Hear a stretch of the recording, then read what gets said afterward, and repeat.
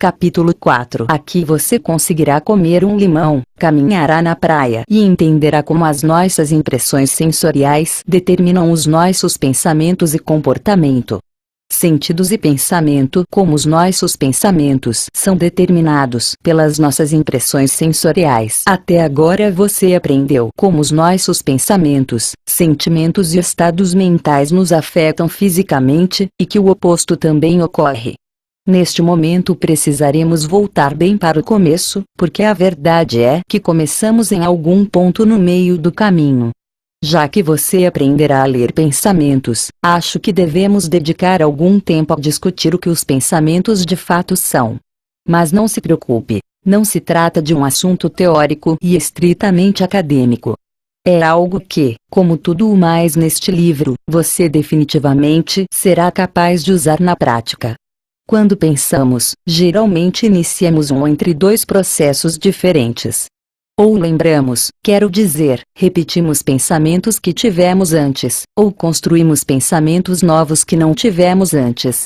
Em ambos os casos, as nossas impressões sensoriais desempenham um papel importante em nosso pensamento. Os nossos sentidos da audição, visão, tato, paladar, olfato e equilíbrio não são apenas importantes para explorar o nosso ambiente, mas também são usados quando pensamos em coisas que não se relacionem ao estímulo sensorial direto que recebemos. Usamos as nossas memórias de diferentes experiências e impressões sensoriais para pensar. Quando lembramos de algo, como as nossas últimas férias, fazemos isso visualizando as imagens, imaginando os sons que ouvimos, talvez até os odores, etc. Ao lembrar, recriamos impressões sensoriais que tivemos previamente. Porém, as impressões sensoriais também são importantes para construir pensamentos novos. Leia este texto e tente imergir nele o máximo possível. Imagine-se caminhando na praia. Você está descalço e sente a areia sob os pés. É tarde e você sente a areia macia e morna entre os seus dedos. O sol está baixo e você aperta os olhos ao olhar para ele. O único som que escuta são as ondas indo e vindo, e às vezes alguma gaivota grasnando ao se precipitar sobre a água. Você para e respira fundo. Dá para sentir o perfume das algas no ar. Você vê uma concha na areia e a pega. Você segura a concha na mão, tocando a sua superfície áspera e branca com o polegar. Você guarda a concha no bolso e retoma a caminhada. Agora você começa a ouvir o murmúrio de vozes e risadas, e, na luz à sua frente, você vê as silhuetas de pessoas sentadas em um restaurante ao ar livre. Você começa a sentir o cheiro da comida e percebe que está com fome. A sua boca começa a salivar, então você aperta o passo à medida que os odores e ruídos crescem. Se você tiver de fato imergido na história, provavelmente conseguiu ouvir as ondas arrebentando, sentir a areia entre os dedos e inalar o perfume das algas. Pode até ser que a sua boca tenha salivado no final. Tudo isso, apesar de nunca ter passado por uma experiência exatamente igual à que eu descrevi. Como não é possível lembrar, precisa ser construído. Para entender a história, você montou um quebra-cabeça com peças de outras memórias parecidas. Você já segurou uma concha, então sabe o que se sente. Você conhece o cheiro de algas, mas talvez nunca tenha caminhado numa praia ao pôr do sol e não disponha dessa memória, então criou a partir de imagens que viu, histórias de outras pessoas, cenas de filmes e outras impressões que ajudaram a recriar a experiência. De certo modo, você criou uma experiência nova na sua mente que se tornou tão real como se a tivesse vivenciado de fato. Estamos sempre usando as nossas impressões sensoriais desse modo ao pensar. Às vezes fazemos isso na nossa mente, internamente, como você acabou de fazer ao percorrer a história. Em outras ocasiões, usamos as nossas impressões sensoriais externamente, como fazemos ao perceber o mundo ao redor. Estamos alternando continuamente entre usar os nossos sentidos internamente, na nossa mente, e externamente, ao vivenciar o ambiente que nos cerca. Quanto mais nos concentramos no que alguém está nos dizendo ou no conteúdo de um texto que estamos lendo, ficamos mais internos. Por exemplo, neste exato momento você não tem ideia de como está o seu dedão do pé esquerdo. Quero dizer, até acabar de ser lembrado dele, tendo automaticamente se afastado, externamente, para se certificar. Dedão? Sim, eu lembro. Eu tenho um.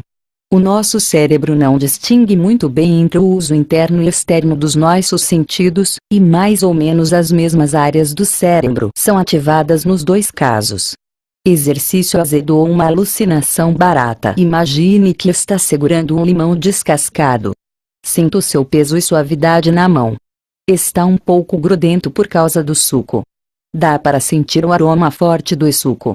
E agora imagine-se dando uma boa mordida em uma das metades do limão.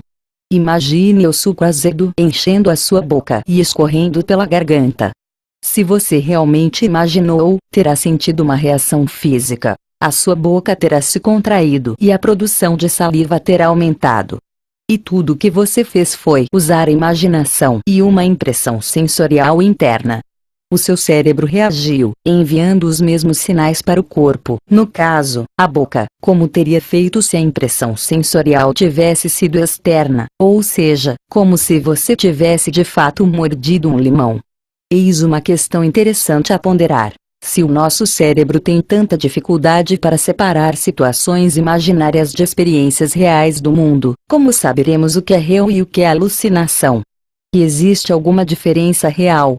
Vale a pena pensar. Preferimos tipos diferentes de impressões sensoriais. A minha ideia é que as nossas impressões sensoriais são uma parte importante do conteúdo dos nossos pensamentos. Também preferimos certas impressões sensoriais. As nossas preferências variam de pessoa para pessoa, mas muita gente prefere impressões visuais para pensar internamente ou experimentar externamente o mundo. Outros preferem estímulos auditivos. Um terceiro grupo prefere impressões sinestésicas, ou seja, todas as impressões físicas, como tato, temperaturas etc. Os elementos internos que correspondem a impressões sensoriais sinestésicas são as nossas emoções. Pessoas muito emotivas pertencem a esse grupo. Como se sente? Pode se referir ao seu estado emocional tanto quanto a um tornozelo torcido. Um número menor de pessoas prefere estímulos de paladar e olfato. Para fins práticos, elas costumam ser agrupadas com os sinestésicos, porém. Finalmente, há um grupo de pessoas que não prefere nenhuma das impressões sensoriais mencionadas ao pensar no mundo. Elas usam a dedução e princípios lógicos, e gostam de deliberar com cuidado, até mesmo debatendo consigo mesmas. Costumam ser chamadas de pensadoras binárias ou digitais, já que para elas tudo se divide em certo ou errado, sim ou não, preto ou branco. Raramente existe meio termo. Eu me refiro a elas como neutras, já que não dependem de estímulos externos como os grupos visual, auditivo ou sinestésico. É claro que todos nós usamos todas essas impressões sensoriais, mas em graus maiores ou menores. Um dos nossos sentidos é dominante, então nós usamos na maior parte das vezes. Os outros são usados para verificar se alguma informação fornecida pelo nosso sentido dominante ou primário é correta.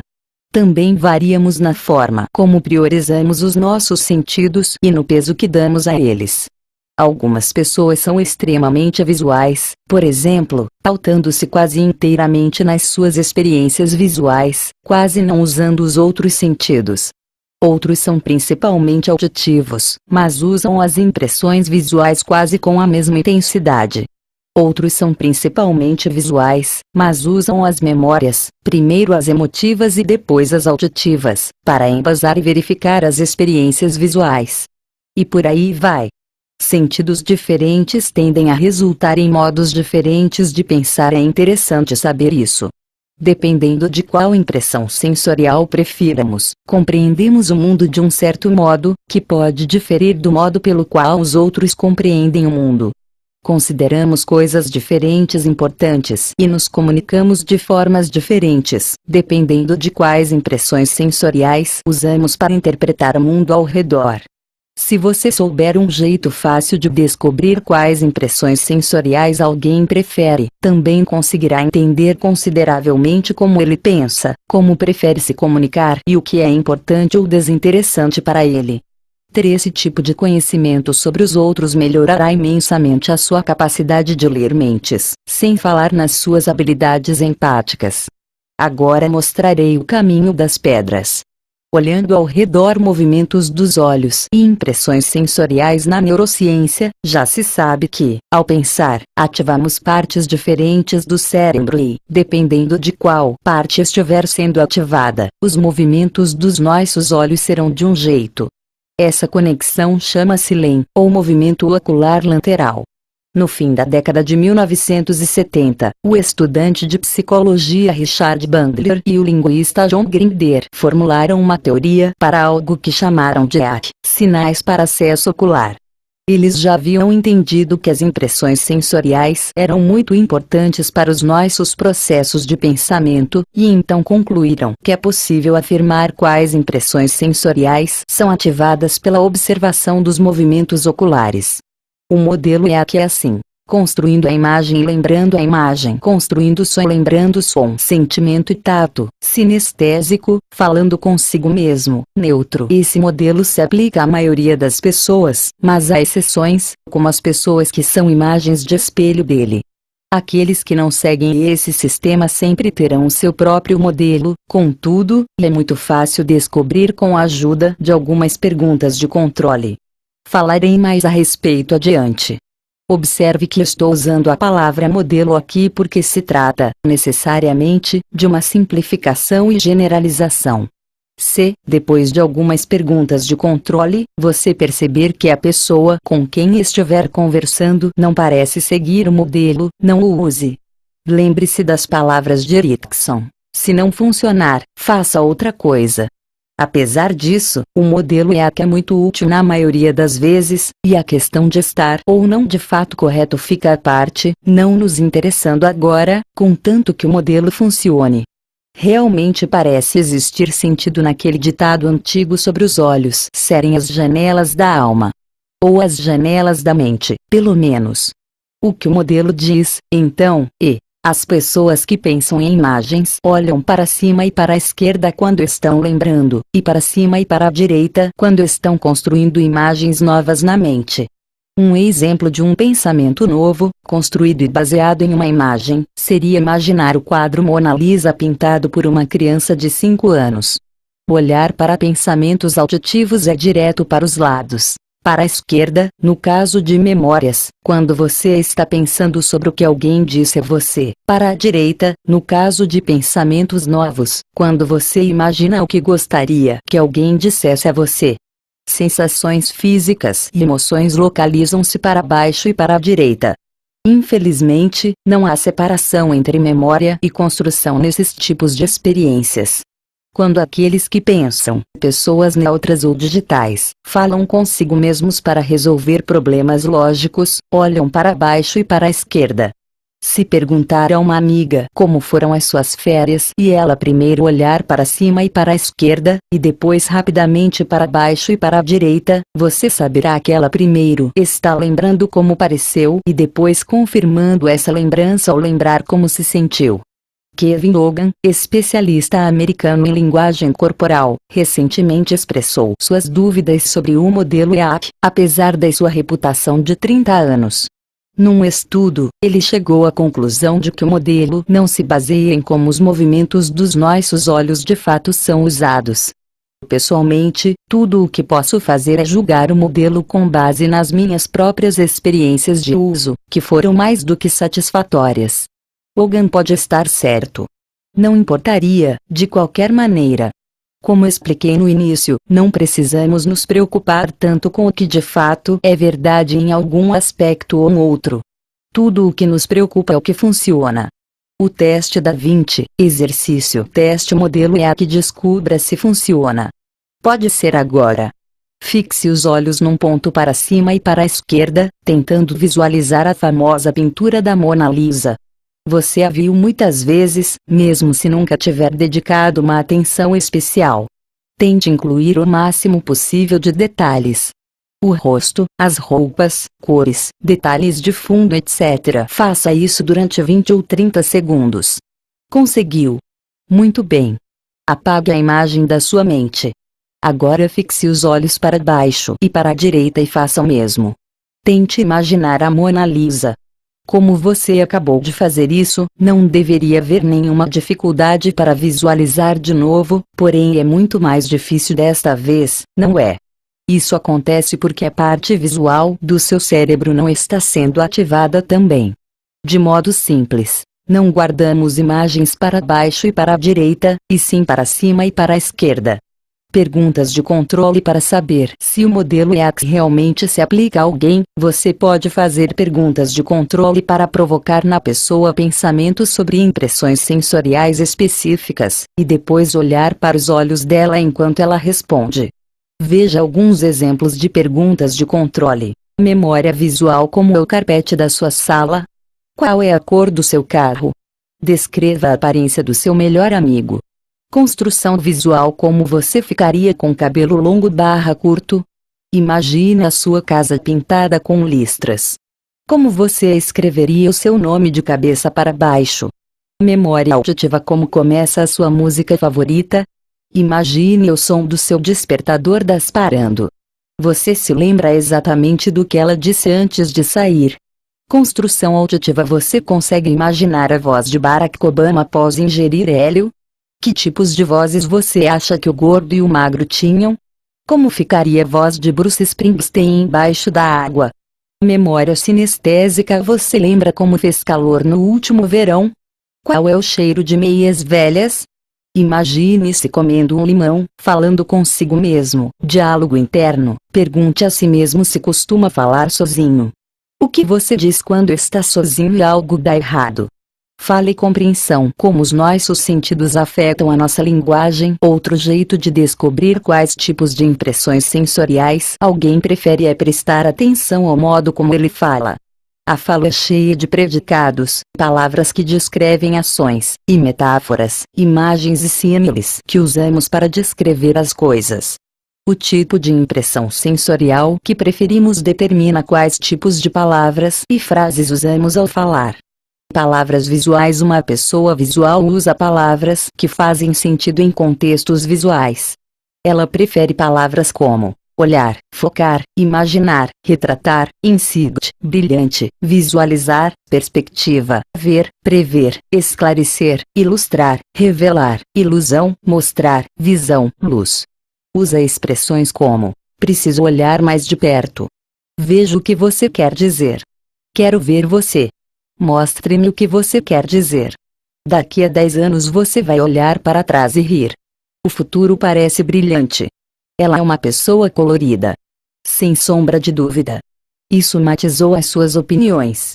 Foi de repente, como o clarão de um relâmpago no céu azul.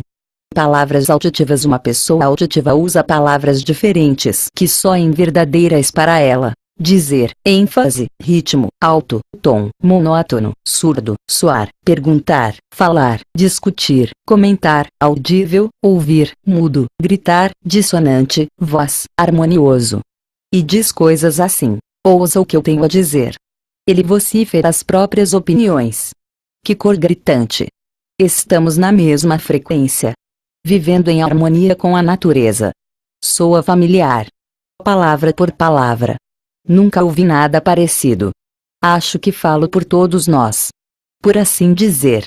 Palavras sinestésicas. Uma pessoa sinestésica, na maioria das vezes alguém orientado pelo tato ou pelas emoções, mas, neste contexto, também aqueles cujo sentido primário é o paladar ou o olfato, sente-se mais à vontade usando termos como tocar, manusear, pressionar, apertado, quente, frio, contato, tensão, pressão, sólido, ferida, segurar, captar, tangível, pesado, leve, plano, duro, azedo, suculento. E enfatizar as expressões como sentir o gostinho. Não cheira bem. Vamos esbarrar em algo novo? Até que enfim entrou na sua cabeça. Entre a cruz e a espada. Senti no corpo todo. Mal começamos a mexer na cumbuca. Não consigo concretizar a minha ideia. É uma personalidade frágil. Um bom alicerce de trabalho. Ela é doce. Palavras neutras. Finalmente, as pessoas neutras, que preferem o diálogo interno com palavras que não se relacionem aos sentidos, apreciam decidir, determinar, pensar, lembrar, saber, notar, entender, estimar, alertar, processar, motivar, aprender, mudar, consciência, capacidade, estatisticamente, logicamente. Resumindo, podemos dizer que essas pessoas falam mais ou menos como acadêmicos. A ironia é que, no esforço de evitar ser mal interpretado, quem é neutro fica aberto a interpretações. Como os ouvintes em geral escutam do ponto de vista de uma impressão sensorial diferente, têm a liberdade de interpretar a mensagem, de alguma forma alterando a mensagem original. Ao evitar o uso de palavras associadas a impressões sensoriais, os neutros também tendem a tornar a sua fala muito mais difícil de entender, já que ela se torna mais abstrata sem as palavras sensoriais. Afinal de contas, usamos as palavras sensoriais para facilitar a compreensão, comparando as coisas a algo com o qual tenhamos uma relação direta, como ver, sentir ou ouvir. Como você já deve estar desconfiando, o nosso sentido primário afeta não somente as nossas práticas linguísticas, como também o que será alvo da nossa atenção e parecerá importante para nós. Se uma pessoa visual, uma pessoa auditiva e uma pessoa sinestésica fossem a um concerto juntas, e perguntássemos a sua opinião, a conversa seria algo assim: você consegue adivinhar quem é quem? Produziram arranjos novos para todas as músicas, muito interessante. A amplificação do som estava ótima, mas não precisava ser tão alto. Não deu para ver muita coisa, mas foi um grande show. O final foi incrivelmente brilhante. Eu achei muito cheio e quente, mas foi uma experiência que me impactou ao responder porque não pôde ir também, o amigo neutro murmura. Eu me pergunto a mesma coisa. Os nossos sentidos determinam quem somos, até mesmo coisas básicas sobre nós mesmos, como a profissão que escolhemos, são afetadas por quais sentidos primários temos. Os arquitetos precisam ser bons na visualização de modelos tridimensionais complexos. Para tanto, precisam de um sentido visual bem desenvolvido. Praticamente todos que trabalham no rádio são pessoas auditivas. Um bom atleta precisa ser sinestésico para ter o tipo certo de consciência do próprio corpo. Pessoas neutras ou internas dão bons advogados. Os estudos referentes às profissões que as pessoas escolhem mostram que não se trata de mera teoria interessante, e sim de um fato. Coisas e experiências completamente diferentes podem ser importantes na vida de uma pessoa visual, ao contrário de uma pessoa sinestésica ou auditiva. O conhecimento do sentido primário da pessoa com quem você se comunica pode ser usado para adaptar o que se diz a ela. Descubra que tipo de impressões sensoriais ela prefere, use as palavras que ela usa. Uma pessoa visual deve ser questionada se viu as vantagens, alguém auditivo precisa ouvir todos os benefícios e uma pessoa sinestésica precisa saber se ela se sente bem. Use metáforas e descrições do mesmo modo e assegure-se de falar sobre os tipos de coisas que você sabe que são importantes para ela. Em outras palavras, as coisas que ela foca, ouve e intensifica. Com uma pessoa visual, você deve falar em imagens, pintando quadros de futuros brilhantes, como focar na sua visão e não perder a perspectiva. É inútil dizer a uma pessoa visual que ela precisa construir um alicerce sólido para evitar futuras armadilhas. Essas palavras são sinestésicas e ela não entenderá o que você quer dizer. Tenho certeza de que você já passou por uma situação em que discute com alguém que de fato parece dizer a mesma coisa que você, e mesmo assim vocês não chegam a um acordo. Costuma ser assim. Ela: mas você não vê o que eu quero dizer. Você: sim, eu estou ouvindo, mas não entendo seu argumento. Vocês simplesmente estão falando línguas diferentes. Mas você pode adaptar a sua fala ao modo pelo qual a pessoa entende, pensa e comunica-se com o mundo. Ela: mas você não vê o que eu quero dizer. Você: tudo bem, vou dar uma olhada com bastante atenção. Empatia e grupos de pessoas. Empatia com várias pessoas ao mesmo tempo. Se estiver se comunicando com várias pessoas ao mesmo tempo, numa reunião, por exemplo, é preciso ter certeza de que você está usando todas as impressões sensoriais diferentes na sua comunicação. Suponhamos que você esteja fazendo uma apresentação. Além de discorrer sobre o seu tópico, para os auditivos, não deixe de usar um bloco de anotações ou uma apresentação em PowerPoint, para os visuais, e distribuir folhetos, para os sinestésicos segurarem. Assim você maximizará o potencial de compreensão de todos. Também verifique se as expressões que escolher alternam os vários tipos de palavras sensoriais. Examine os seus pontos mais importantes e redija um roteiro antes. Se você se limitar a se expressar como de costume, boa parte do público, aqueles que não têm o mesmo sentido primário que você, terá dificuldade para entender o que você está tentando transmitir. Quando tiver algo importante a dizer, diga 4 vezes, uma para cada grupo de impressões sensoriais. Espero que consigam ver como é importante focar nisso, para vocês ouvirem o que digo e que consigam sentir o peso dos meus argumentos. E para que isso seja a base de uma escolha racional. Um dos erros mais comuns que cometemos na comunicação é interpretar a falta de retorno expressivo como resistência à nossa mensagem, quando de fato é, em geral, o resultado da nossa própria fala em comunicar a ideia de modo que os ouvintes consigam entender. Sentidos dominantes. Como descobrir o sentido dominante de alguém? Às vezes pode ser difícil identificar o sentido primário de alguém através do modelo EAP ou prestando atenção às palavras. As pessoas com sentidos mais próximos usarão os vários tipos de palavras mais ou menos com a mesma intensidade. E sempre há aquelas pessoas que são simplesmente difíceis de decodificar.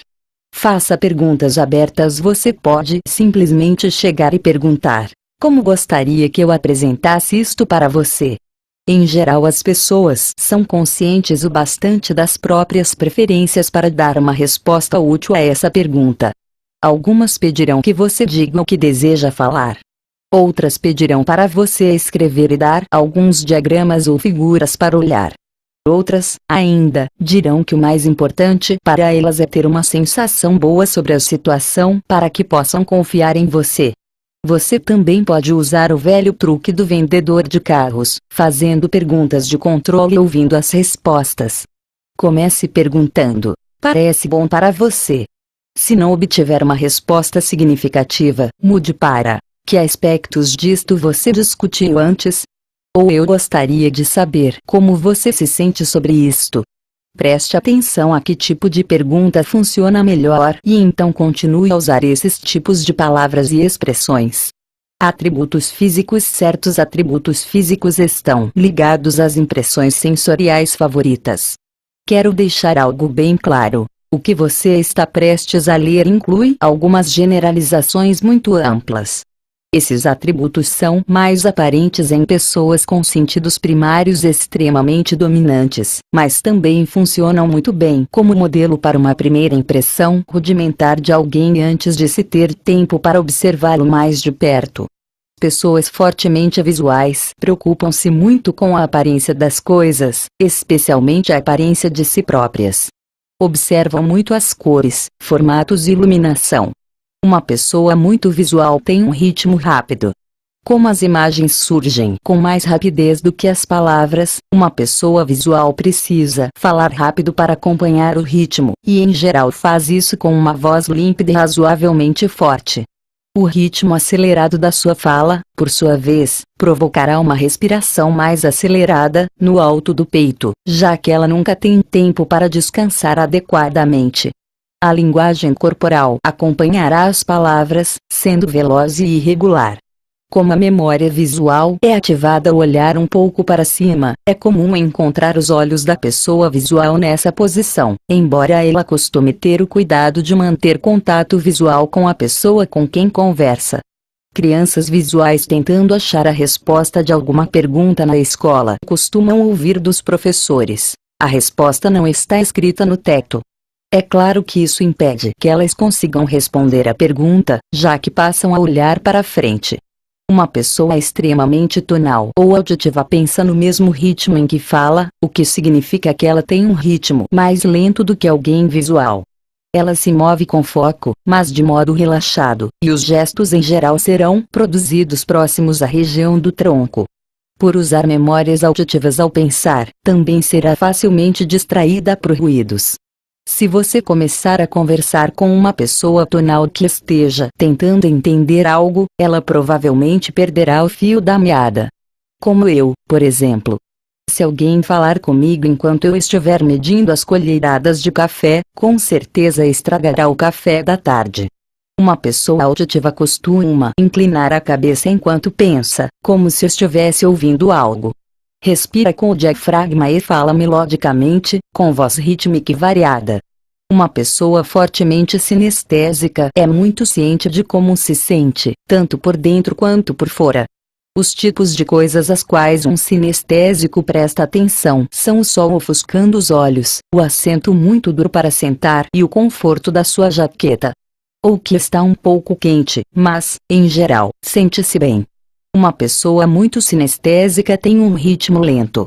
Antes de dizer qualquer coisa, precisa ter certeza de que se sente bem. Fala devagar, com suavidade e profundidade, ou com voz aguda e fina. A sua linguagem corporal em geral é mínima e, quando acontecer, será lenta, girando ao redor da área do estômago. O sinestésico respira com o estômago, a forma que é realmente original para todos nós.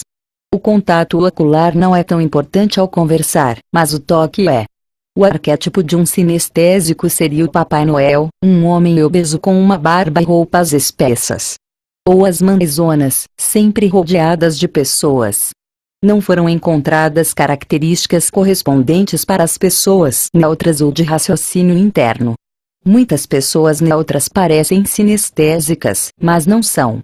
Existe uma teoria que tenta explicar essa ligação.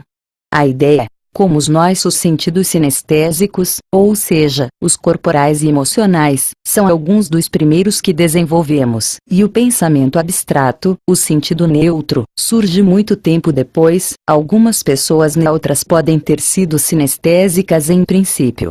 Um trauma emocional durante os primeiros anos de vida teria causado o bloqueio das emoções, ocultando-as atrás de um muro de raciocínio abstrato e estritamente lógico. Até onde sei, essa teoria ainda não foi provada. Observe o ritmo. O que a seção anterior quer dizer, em suma, é que, simplesmente prestando atenção ao ritmo da fala e linguagem corporal, é possível obter uma indicação de qual é o sentido primário, provavelmente até mesmo antes de se ter a chance de acompanhar o olhar ou ouvir palavras específicas. O oposto também se aplica. Se você souber qual é o sentido primário, terá uma boa ideia do ritmo que a pessoa exibirá na respiração, fala e movimentos. Uma pessoa visual tem um ritmo rápido, um sinestésico é lento e um auditivo é meio termo. Saber isso também significa que você sabe o que fazer. Depois de um pouco de prática, você também conseguirá seguir os movimentos oculares da outra pessoa enquanto ela pensa. Se os olhos de alguém visual estiverem apontados para cima e para a direita ao descrever algo para você, você pode espelhar o processo de pensamento dele e mover os seus olhos do mesmo modo. Isso dará a você a sensação de estar vendo a mesma imagem que ele. Do mesmo modo, você pode ouvir os mesmos sons ou tentar sentir a mesma coisa que a pessoa estiver ouvindo ou sentindo. Não prestamos uma atenção consciente a isso, mas fica registrado inconscientemente e fortalece o sentido de entrosamento e empatia. Se você entender qual tipo de impressão sensorial a outra pessoa prefere, entenderá o que ela está tentando dizer para você. Adaptando a sua escolha de palavras ao modo pelo qual a pessoa pensa e percebe o mundo, você pode se expressar sem nenhum perigo de ser mal compreendido. Sobretudo, você vai se expressar como ela e falar sobre os tipos de coisas que ela julga expressivos. Isso mostra a ela que vocês pensam do mesmo modo, ao mesmo tempo em que propicia a você um insight fantástico e íntimo sobre o funcionamento dos processos mentais dela. Eu disse para você acompanhar o comportamento externo, como a linguagem corporal, tom da voz, ritmo e níveis de energia, para estabelecer a empatia. Com o seu novo conhecimento sobre os sentidos dominantes e o modelo EAP, você pode até mesmo se adaptar ao modo pelo qual a outra pessoa pensa. Talvez você ache que esse é o máximo que um bom leitor de mentes pode ser. Mas não para por aqui. Existe outra coisa que afeta os nossos processos mentais, as nossas emoções. O nosso estado emocional do momento exerce impacto sobre o que pensamos e também determina o modo pelo qual interpretamos as nossas experiências, como os nossos encontros com outras pessoas, por exemplo. Felizmente, assim como acontece com a linguagem corporal e os sentidos primários, também podemos observar o que os outros estão sentindo, até mesmo quando eles se esforçam ao máximo para esconder. No próximo capítulo, ensinarei como fazer isso, o que diferentes expressões emocionais significam e o que fazer ao identificá-las.